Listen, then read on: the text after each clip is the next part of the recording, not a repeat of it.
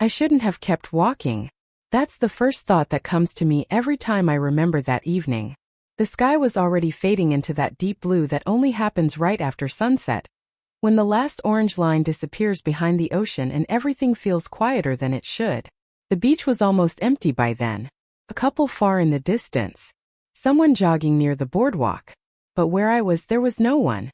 Just the sound of waves sliding over the sand and the wind pulling strands of hair across my face. I had left the house without telling my husband where I was going. I didn't even take my phone at first. I grabbed it at the last second out of habit, then shoved it into the pocket of my loose sweater. We had argued again that afternoon. Not the loud kind of fight. Those almost feel better. No, this was the quiet kind. The kind where both people sit at the kitchen table pretending to scroll through their phones, pretending the air between them isn't heavy, pretending something hasn't already broken. So I drove to the beach just to breathe. The sand was cool under my bare feet as I walked closer to the water. Small waves rolled in and dissolved around my ankles, leaving thin trails of foam that glowed faintly in the dim light.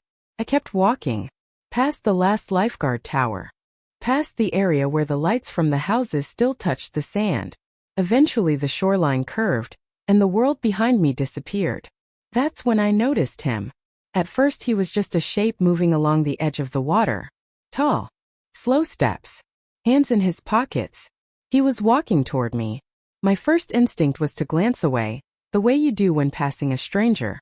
But something about the way he moved made my eyes drift back. He wasn't looking at his phone. He wasn't rushing. His gaze was forward, steady, like he had been walking for a while too. The wind carried the sound of his footsteps faintly across the wet sand. And suddenly I became very aware of how alone this stretch of beach was. I slowed down. He did too. For a moment I considered turning around, just casually heading back the way I came. But by then we were already close enough to recognize each other's faces. The first thing I noticed about him was his eyes. Dark. Not cold, just focused. They met mine for half a second longer than strangers usually allow. Then he gave a small nod. Evening. His voice was calm. Low. I nodded back, brushing my hair behind my ear as the wind pushed it across my cheek again. Evening. We both kept walking. 2 more steps. 3. Then his voice came again behind me. Careful out here. I turned slightly confused. He gestured toward the empty shoreline with a small smile. You walked pretty far from everyone else. I glanced around. He was right.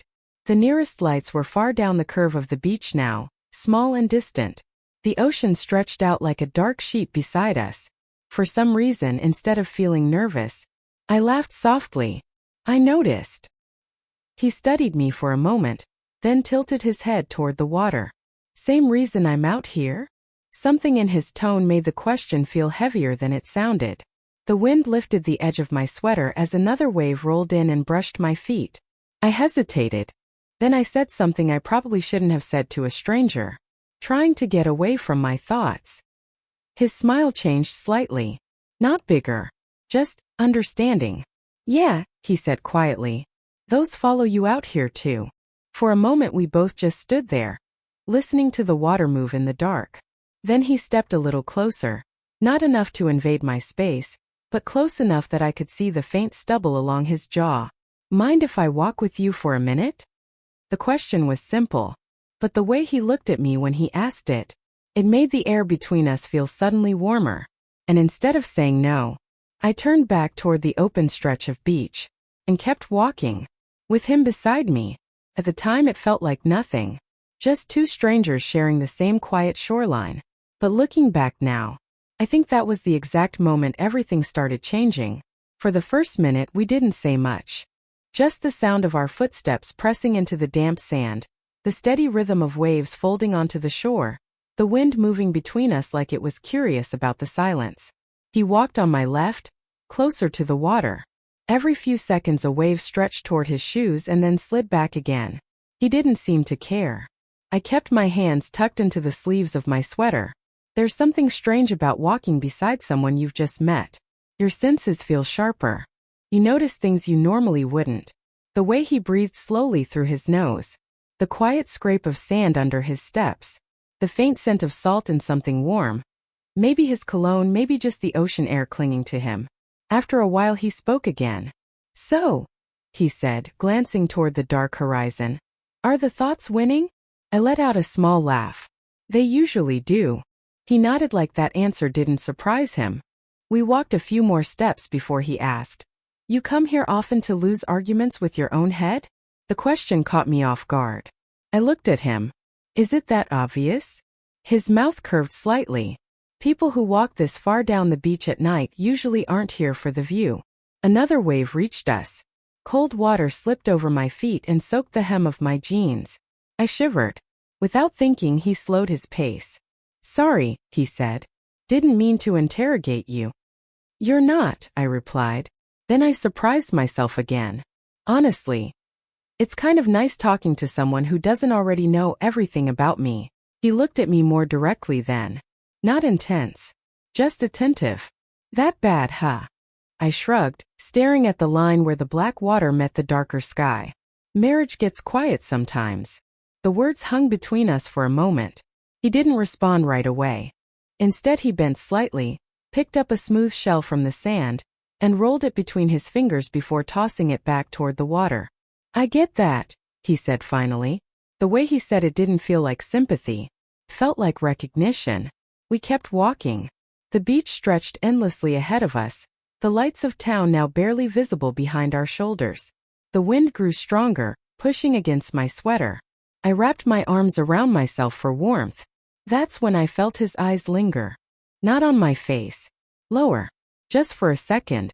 Then he looked away again. A normal stranger might have made it awkward. But something about the way he did it, quick, almost apologetic, made a strange warmth spread through my chest instead. "You're not from around here," he said. "How can you tell? You walk like someone who's exploring." I smiled faintly. "And you?" "I walk like someone who's avoiding going home." The honesty in that line made me glance at him again. The wind pushed his hair back slightly, revealing the edge of a tired smile. For a moment neither of us spoke. Then he slowed down just slightly. Our arms brushed. It was barely a touch. Just fabric against fabric. But my body reacted before my brain did. A quiet spark. The kind that travels quickly under your skin. He noticed. I could tell because he looked down at the space between us. Then back at my face. Neither of us stepped away. The waves kept moving. The sky grew darker. And suddenly the quiet walk along the beach didn't feel so innocent anymore. Not when our eyes kept finding each other like that. Not when every step brought us just a little closer together. And not when a small voice inside my head whispered something dangerous. "You could turn around right now." But for some reason, I didn't. The strange thing about that walk is how quickly the silence between us stopped feeling awkward. It started feeling charged. Like every step carried a question neither of us had said out loud yet. The beach had grown darker now. The last trace of sunlight was gone, and the only light came from the faint glow of the moon rising over the water. The waves reflected it in broken silver lines. He slowed again, glancing toward the horizon. "Looks different at night," he said. I followed his gaze. The ocean looked endless in the dark. Deeper, quieter. Like the whole world had stepped back and left us alone with it. "Yeah," I said softly. "It feels bigger." He nodded. Then we kept walking. Another few steps passed before he spoke again. "Can I ask you something?" His tone had changed slightly. More careful. "Sure." He hesitated just long enough to make me curious. "Why did you really come out here tonight?" The wind lifted my hair again, and I tucked it behind my ear. I could have given a simple answer. Something polite. Something safe. But something about the way he asked the question made honesty slip out before I could stop it. "Because I felt invisible today." He looked at me immediately. Not surprised. Just listening. I stared down at the sand as we walked. "My husband and I sat at the same table for almost an hour this afternoon," I said. "And I don't think he actually looked at me once." The waves rolled in again, louder this time. For a moment, the only sound between us was the ocean breathing in and out. Then he spoke quietly. That kind of silence can be louder than yelling. I looked up at him. "You know that feeling?" He let out a small breath through his nose. "Yeah." The answer was simple, but something in his voice made it clear there was a story behind it. We slowed near a stretch of darker sand where the water came closer to shore. A wave rushed forward suddenly, colder than the others, splashing over my feet. I gasped and stepped back quickly. My balance shifted on the wet sand. Before I could steady myself, his hand caught my arm. Warm, firm, just above my wrist. The contact lasted maybe 2 seconds, but in those 2 seconds, everything inside me went still. I felt the heat of his hand through the thin fabric of my sleeve, felt the steady strength in his grip. And when our eyes met, something changed. Neither of us moved right away. The wave pulled back into the ocean again, dragging foam across the sand. His hand loosened slightly, but he didn't let go immediately. "You okay?" he asked. His voice was lower now. "Closer." I nodded, but my eyes were still locked on his. "Yes." Only then did he release my arm. Slowly. His fingers brushed my wrist as they left. The place where he had touched me tingled like my skin had suddenly become aware of itself. We stood there for a moment longer than strangers probably should. Then he looked out at the ocean again. "You know," he said quietly, "I was planning to walk for 10 minutes tonight." I tilted my head. "And?" He glanced at me again. "And now it's been almost 40. The wind moved between us again. But this time it didn't feel cold. Because standing there in the dim moonlight, with the sound of the water moving behind him, I noticed something that made my pulse quicken slightly. He wasn't stepping away. If anything, he was standing just a little closer than before. Close enough that I could hear the quiet rhythm of his breathing. Close enough that if either of us moved just a few inches, the space between us would disappear. And for the first time that night, I realized something that made my chest tighten. I wasn't thinking about going home anymore. We didn't start walking again right away. For a while we just stood there, the tide breathing slowly behind us. The moon had climbed higher now, laying a pale trail of light across the water like a path that led nowhere. He shifted his weight slightly, his hands still in his pockets. "You're quiet," he said. I looked down at the sand near my feet, drawing a small line with my toe without thinking. "So are you." A faint smile touched his mouth. "Fair." Another wave rolled in and spread around the shore, stopping just inches from our shoes. I folded my arms loosely across my chest. The wind had picked up again, cooler now that the night had settled in. He noticed. "You're cold." "I'm okay," I said automatically. But the truth was the breeze had slipped through my sweater, raising a faint trail of goosebumps along my arms. He hesitated for a second, then pulled one hand out of his pocket. His jacket rustled softly as he shrugged it off. "Here." He held it out toward me. I blinked. "You don't have to. It's fine." His voice was calm, but there was something quietly insistent about the way he held the jacket open. For a moment I considered refusing again. Maybe I should have. But instead, I stepped closer. The distance between us shrank to almost nothing. He lifted the jacket slightly as I slipped my arms into it. The fabric was still warm from his body, carrying a faint scent that made my chest tighten unexpectedly. When he lowered his hands, his fingers brushed lightly against my shoulders. Just a brief contact, but it lingered longer than necessary. "Better?" he asked. I nodded slowly. "Yeah." Neither of us stepped away. The jacket sleeves were a little too long for me, and I instinctively pushed them back. The movement made the fabric shift against my skin, and I suddenly became very aware of the warmth it held. His warmth. He was watching me again. Not boldly, just quietly, like he was trying to decide something. "So," he said after a moment, his voice softer now, "do you feel less invisible?" The question caught me off guard. I looked up at him, and for the first time that night, our faces were close enough that I could see small details. The faint line near the corner of his eye when he smiled, the slow rise and fall of his chest. "No," I said honestly. Then I added, barely above a whisper, "But I don't feel alone." Something shifted in his expression when I said that. Not surprise. More like recognition. The wind moved again, lifting a strand of hair across my cheek. Without thinking, he reached up slightly, then stopped himself halfway. His hand hovered in the air for a brief second before dropping again. That tiny hesitation sent a strange ripple through my chest, because in that moment, it felt like we had both noticed the same thing. The tension, the quiet pull, the awareness that this was no longer just two strangers sharing a walk. My heart beat a little faster as the silence stretched between us again. Then he said something so simple, but the way he said it made my pulse jump. We should probably head back soon. I nodded. Yes. Neither of us moved. The ocean continued its slow rhythm behind us. The moonlight painted his face in soft silver. And standing there, wrapped in his jacket, close enough to feel the warmth of him through the cool night air, I realized something that made my stomach twist. I didn't want to go back. Not yet. Neither of us moved after that. It was strange how two people could agree on something and still remain exactly where they were. We should head back. But the beach stretched behind us in silence, and the ocean kept breathing slowly beside our feet. He looked down at the sand, then back toward the water. You ever notice, he said quietly, how time feels different out here? I tilted my head slightly. How? He nudged a small piece of driftwood with the tip of his shoe. Like the world pauses for a second.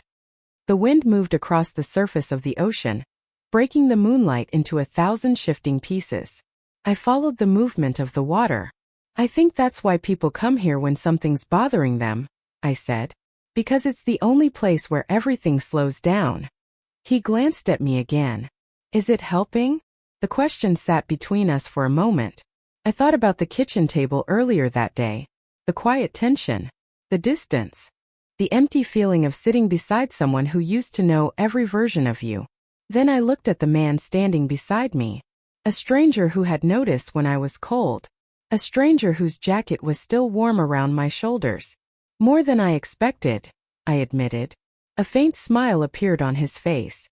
We started walking again slowly, this time along the edge of the water where the sand was smooth and dark. Our shoulders brushed once. Then again. Neither of us corrected the distance. Another wave rolled in suddenly, faster than the others. Water spread across the sand and caught my foot before I could step back. I laughed quietly and lifted my leg, trying to shake the cold water away. He chuckled under his breath. Careful. I am careful. You're walking barefoot in the dark with a stranger. I glanced at him sideways. That doesn't seem to bother you. He looked down at the space between us, then back up. Maybe it should. The way he said it wasn't joking. It carried a weight that made my heartbeat shift slightly. We walked another few steps before I spoke again. Why are you really out here tonight? He inhaled slowly through his nose. For a moment I thought he might avoid the question. But then he said, because sometimes the house feels too quiet. His voice had lost some of its earlier lightness. I kept turning the TV on just to hear noise, he continued. Then I realized I wasn't even watching it. The wind pushed lightly against his shirt as he spoke. So you left? Yeah. We slowed again without noticing. The water slid up over the sand, retreating again with a long whisper. Then he looked at me more directly than before. And now I'm talking to a woman I met in the middle of nowhere. My chest tightened slightly. Does that feel strange? His gaze held mine for a second longer than it should have. Not really.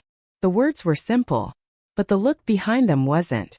Another quiet stretch of silence passed. Then something small happened. The kind of thing that seems accidental but isn't. My hand swung slightly as I walked. His did too.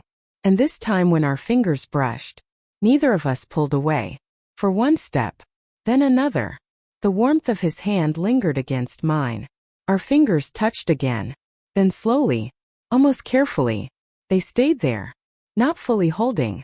Not exactly separate either. Just enough contact to make every nerve in my hand suddenly aware of him. I felt his breath shift slightly beside me. The waves rolled in again. And somewhere deep in my chest, a quiet, dangerous thought appeared. We both know where this could go. But neither of us said it. We just kept walking, with our hands brushing together in the dark. Our hands stayed like that for a while, not fully touching, but close enough that every small movement reminded me he was there. The strange part was, neither of us acknowledged it. We just kept walking along the shoreline, the ocean whispering beside us, the moon now bright enough to cast faint shadows behind our steps. I could feel the warmth of his jacket around my shoulders. And every time the wind shifted, the fabric brushed softly against my arms. Finally he spoke. "You're thinking about it." His voice was quiet but certain. I glanced up. "About what?" He slowed slightly, looking out toward the dark water. "This," he said simply. My stomach tightened. For a moment I didn't answer. Because the truth was he was right. Every step felt heavier with awareness now. The space between us wasn't accidental anymore. The way our fingers kept finding each other wasn't accidental either. "I probably should be," I admitted softly. He looked at me again. "And are you?" The honesty in his question made my chest feel strangely exposed. I stopped walking. The sand shifted under my feet as I turned slightly toward him. "Yes." The wind moved through the silence between us. He studied my face carefully, like he was measuring something he couldn't quite see. "Me too," he said after a moment. Those two words landed deeper than I expected. For a second neither of us moved. Then another wave crept up the sand and brushed against my toes again. I instinctively stepped back, and this time my heels sank slightly into the softer sand behind me. My balance shifted. Before I could catch myself, his hand closed around mine. Not a brush. Not an accident. A full steady grip. Warm. Secure. The contact sent a sudden rush through my chest, like every nerve had been waiting for that moment. His thumb shifted slightly against my hand. Instinctive grounding. "You okay?" he asked again. But this time his voice was lower. Closer. I nodded slowly. "Yes." Neither of us let go. The ocean continued its slow rhythm behind him. But suddenly the world felt much smaller. Just the two of us standing there in the moonlight. My hand still held in his. He looked down briefly at where our fingers were intertwined now, almost like he hadn't meant for it to happen. Then he lifted his gaze back to mine. There was a question there. Not spoken, but clear. We both knew exactly what this moment meant. And we both knew it would be very easy to step back. Very easy to release each other's hands.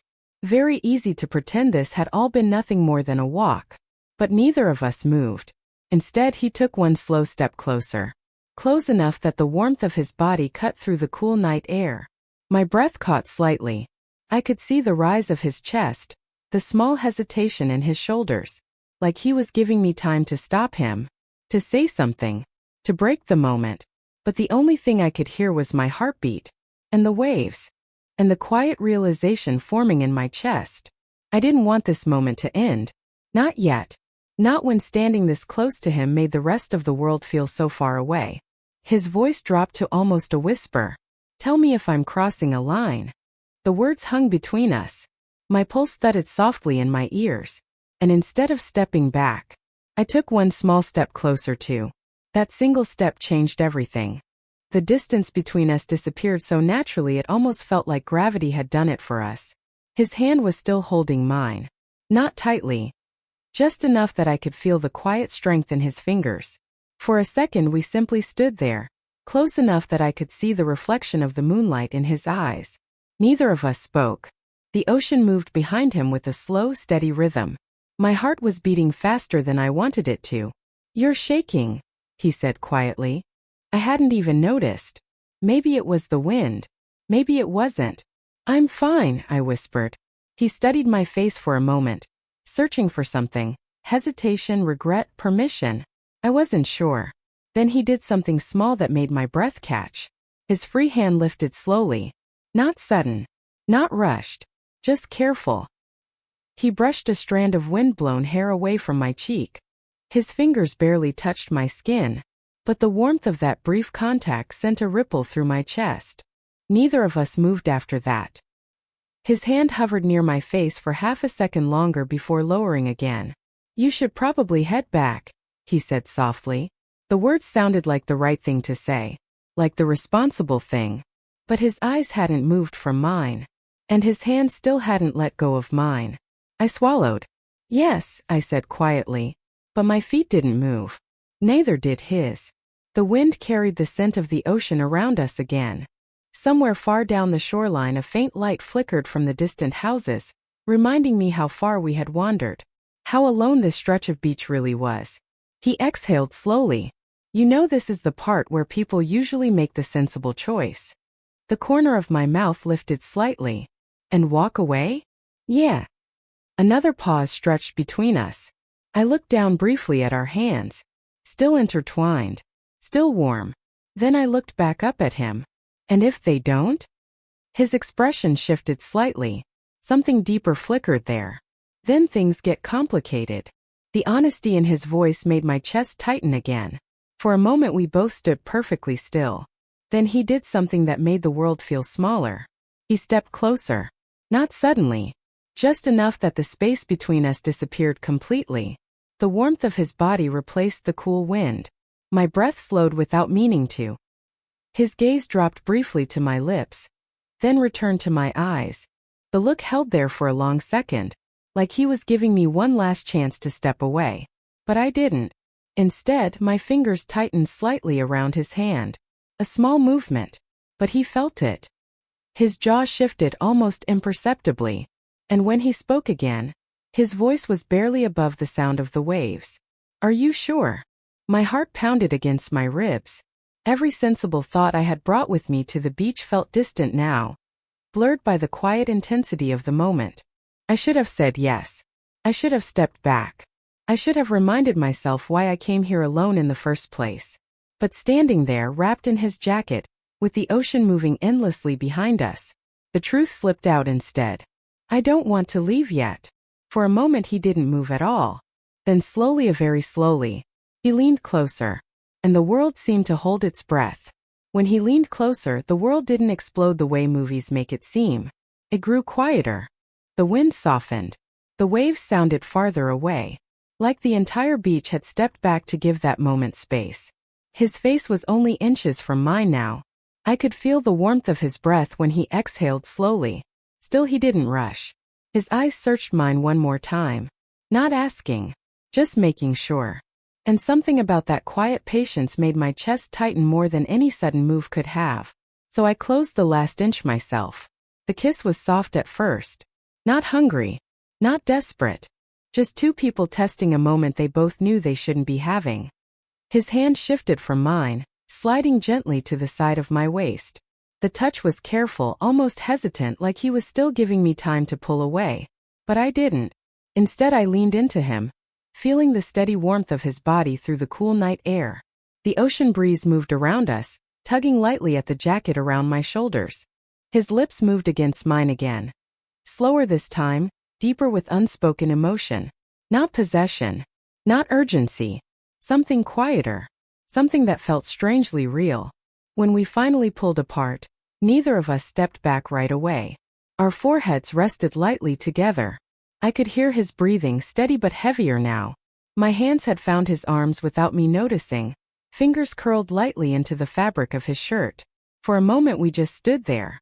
Two strangers who suddenly weren't strangers anymore.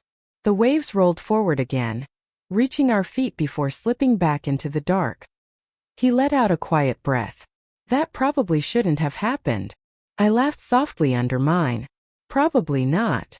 But neither of us sounded like we regretted it. The wind lifted my hair again and he brushed it back without thinking this time, his fingers tracing lightly along the side of my face. The touch was gentler now, more familiar. You should go back, he said quietly. I knew he was right.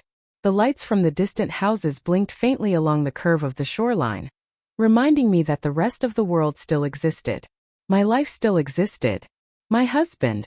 My home. Everything waiting beyond that long stretch of sand.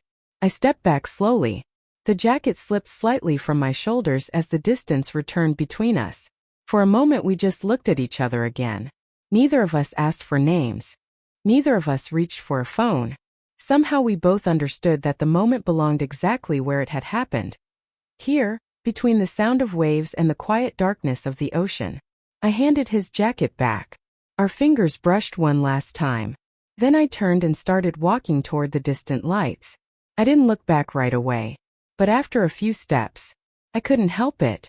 When I turned, he was still standing exactly where I left him, watching the shoreline, watching me disappear into the night. And the strangest part is this. I never saw him again. But sometimes when the house feels too quiet, and the world feels a little too heavy. I remember that walk along the water, and the way, for one brief moment, the tide carried me somewhere I wasn't supposed to go.